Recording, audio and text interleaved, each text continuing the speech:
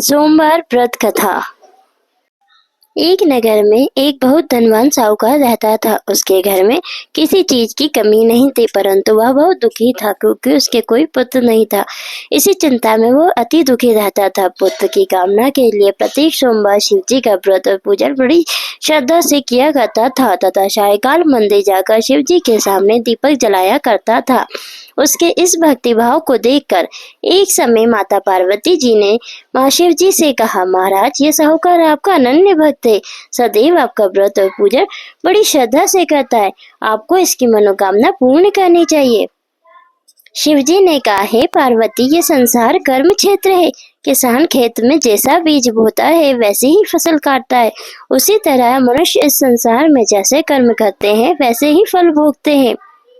माता पार्वती जी ने अनंत आग्रह से कहा, महाराज, जब यह आपका अनन्य भक्त है और अगर इसको किसी प्रकार का दुख है तो आपको अवश्य दूर करना चाहिए। आप तो सदैव अपने भक्तों पर दयालु होते हैं और उनके दुखों को दूर करते हैं। यदि आप ऐसा नहीं करोगे तो मनुष्य आपका पूजन तथा व्रत क्यों करेंगे? माता पार्वती जी का ऐसा आग्रह देख शिव जी कहने लगे, हे पार्वती, इसके कोई पुत्र नहीं है। इसी चिंता में यह अति दुखी रहता है। इसके भाग्य में पुत्र न होने पर भी मैं इसको पुत्र प्राप्ति का वर देता हूँ, परंतु वह पुत्र केवल 12 वर्ष तक जीवित रहेगा। इससे पश्चात वह मृत्यु को प्राप्त हो जाएगा। इससे अधिक मैं इसके लिए कुछ नहीं कर सकता। माता पार्वती जी और भगवान शिव जी का यह वार्तालाप साहूकार सुन रहा था, इसलिए उसको ना ही अधिक प्रशंसा हुई ना ही कोई दुख हुआ। वह पूर्व की तरह शिव जी का पूजन तथा व्रत करता रहा।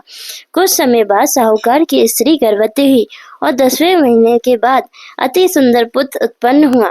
घर में बहुत खुशियां मनाई गई। साहूकार तो यह भेद जानता था, इसलिए उसने अधिक प्रशंसा प्रकट नहीं की और न ही ये भेद किसी को बताया। जब वह बालक 11 वर्ष का हो गया तो बालक की माता ने उसके पिता से उसका विवाह करने के लिए कहा। साहूकार ने कहा, अभी मैं इसका विवाह नहीं करूंगा, मैं अपने पुत्र को काशी जी पढ़ने के लिए भेजूंगा। साहूकार ने बालक के मामों को बुलाकर उसको बहुत सा धन देकर कहा, तुम इस बालक को काशी जी पढ़ने के लिए ले जाओ और रास्ते में जिस भी स्थान पर जाओ यज्ञ कराते, ब्राह्मणों को भोजन कराते तथा दक्षिणा देते हुए जाना। दोनों मामा भांजे यज्ञ करते, ब्राह्मणों को भोजन कराते तथा दक्षिणा देते काशी जी की ओर चल पड़े। रास्ते में एक शहर पड़ा। उस शहर में राजा की कन्या का विवाह था, परंतु जो राजकुमार विवाह कराने के लिए आया था वह एक आंख से काना था। उसके पिता राजा को इस बात की बड़ी चिंता थी, कहीं राजकुमार को देख राजकुमारी तथा उसके माता पिता विवाह में किसी प्रकार की अड़चन पैदा न कर दे। जब उसने सेठ के अति सुंदर लड़के को देखा तो मन में विचार किया, क्यों ना द्वाचार के समय इस लड़के से वर का काम चलाया जाए।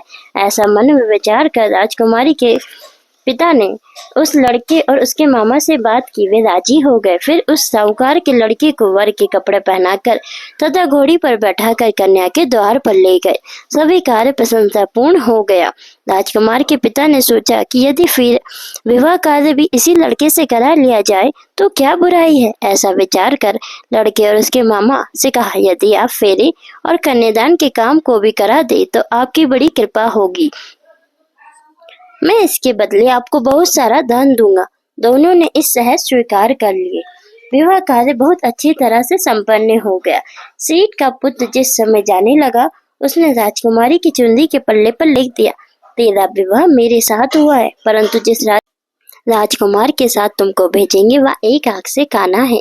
मैं काशी जी पढ़ने जा रहा हूँ। सेठ के लड़के के जाने के पश्चात जब अपनी चुंदी पर ऐसा लिखा हुआ पाया तो उसने काने राजकुमार के साथ जाने से मना कर दिया। उसने अपने माता पिता को सारी बात बता दी। कहा, यह मेरा पति नहीं है, मेरा विवाह इसके साथ नहीं हुआ है। जिसके साथ मेरा विवाह हुआ है वह काशी जी पढ़ने गया है। राजकुमारी के पिता ने अपनी कन्या को विदा नहीं किया और भारत वापस चले गए। उधर सेठ का लड़का और उसके मामा काशी जी पहुंच गए। वहां जाकर उन्होंने यज्ञ करना और लड़के ने पढ़ना शुरू कर दिया। जब लड़की की आयु 12 साल की हो गई उस दिन उन्होंने यज्ञ रचा रखा था। लड़के ने अपने मामा से कहा, मामा जी, आज मेरी तबीयत कुछ ठीक नहीं है। मामा ने कहा, अंदर जाकर सो जाओ। लड़का अंदर जाकर सो गया और थोड़ी देर में उसके प्राण निकल गए। जब उसके मामा ने आकर देखा कि उसका भांजा मृत पड़ा है तो उसको बड़ा दुख हुआ। उसने सोचा कि अगर मैंने अभी रोना पीटना मचा दूंगा तो यज्ञ का कार्य अधूरा रह जाएगा। अंततः उसने जल्दी से यज्ञ का कार्य समाप्त करवाकर ब्राह्मणों के जाने के बाद रोना पीटना शुरू कर दिया। सहयोग वंश उसी समय शिवजी माता पार्वती जी उधर से जा रहे थे। जब उन्होंने जोर जोर से रोने की आवाज सुनी तो माता पार्वती जी कहने लगी, महाराज कोई दुखिया रो रहा है, इसके कष्ट को दूर कीजिए।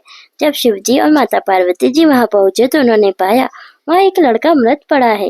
माता पार्वती जी कहने लगी, महाराज ये तो उसी सेठ का लड़का है जो आपके वरदान से उत्पन्न हुआ है। शिवजी ने कहा, हे पार्वती, इसकी आयु इतनी थी जो भोग चुका।